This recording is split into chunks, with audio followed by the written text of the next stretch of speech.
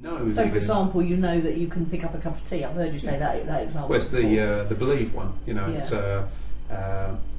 you know, I don't get me wrong. This is, you know, it's not as I describe it, whizzing on as Picasso here, but the Napoleon Hill, one of my favourite books, Think and Grow Rich. But he's got his core line in that, he got wrong, and the core line is whatever the mind can conceive and believe, it can achieve.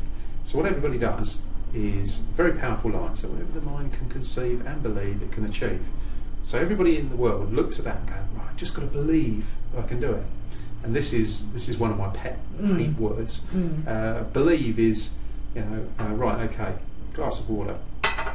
Do I believe I can pick it up? No, I know I can pick it up. Yeah, it goes a bit deeper, Right? doesn't it? And now it's a case of if I went, right, okay, and you should, you know, I encourage people to do this yourself when you look at it and go, right, now see if you believe you can pick it up. And think about believing you can pick it up. And all of a sudden you notice there's a little bit of doubt there, Oh, okay. right? And what happens is you've just woven in doubt into your goal, into your dream, into your desire, right at the start. And the problem is this is only a little bit of doubt, but it's cancer, yeah? And this grows. And so what happens is whatever the mind can conceive and believe. So everybody works on the belief. I've got to believe it. Got to believe harder. Got to believe try harder. harder to believe. So I've got to doubt more. Yeah, I've got to doubt more, right? Oh, and the thing goodness. is, it's a case of belief is a doubt, because if you know something, it's an absolute. Yeah. Whereas believe is doubt. Okay, Yeah. so it's absolutely the wrong word. So it's absolutely Yeah. the wrong word. So now, if Hill had taken that word and he put the word know, so whatever the mind can conceive and know, it can achieve. Right? So I know I can achieve success. Right. So now, what's the only thing I've got to do? I've got to conceive. Figure out I how can to do it and right? take the steps. Exactly. Yeah. So then, if the world if he'd given us that line instead of the believe line, so many other books wouldn't have written the word believe into their sentences. They're all going to have to change now because I've made it, you know, crystal clear that I'm it's sure they're all wrong, delighted. right? But anyone who's using believe is woven in doubt into their. Yeah, and you can hear it when we're talking about it. You can actually just hear the difference, can't you? It just seems so obvious, doesn't it? Yeah, it is obvious. As I say, I don't simple teach, truth. Yeah, I don't teach people stuff they don't know. Yeah. You know, it's all stuff they know. They just haven't really figured it out yet. And when you think about, even though you said hope, you actually knew that already. You just hadn't put Just hadn't thought about it in that together. way. Yeah. That's it. We don't think, do we? Okay. We're trying to just go through life without thinking about these things. React. We're trained to react. Yeah. So anyway, the power word. Now, going back to Hill's statement, because the actual intention of what he meant behind it is perfect, right? He just used the wrong word, and this is where words are so important.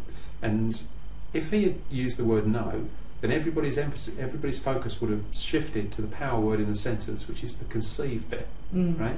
People go, I want to be a millionaire, and they don't give their mind any idea of how they can see what £1 million looks like, yeah, and they're here. They've given their mind no idea of how to get there, Yeah. right? So they just work on believing it. I've got to believe it. I've got to believe it. No, you have to give your mind ways of getting there. Yeah. And so how I describe it is you give your mind 10, 15 steps along the way to getting to be the millionaire, but you also give it options. So instead of giving it one path to go down, you give it 10 routes. And so then what your subconscious mind does, you've given it, let's say, 10 ideas wide by 15 deep, and your subconscious mind will pick its way through that. It can conceive it. It can conceive how, oh yes, to be a millionaire, well the first step is I've got to be good at what I do, and then my next step will be to quit my job, or to set up a separate business, or to do some money making technique. Once I've done that and I've got that to work, my next step is this. Right? And you give yourself lots of options. And so you've provided your subconscious mind a map. And your subconscious mind will find the route through.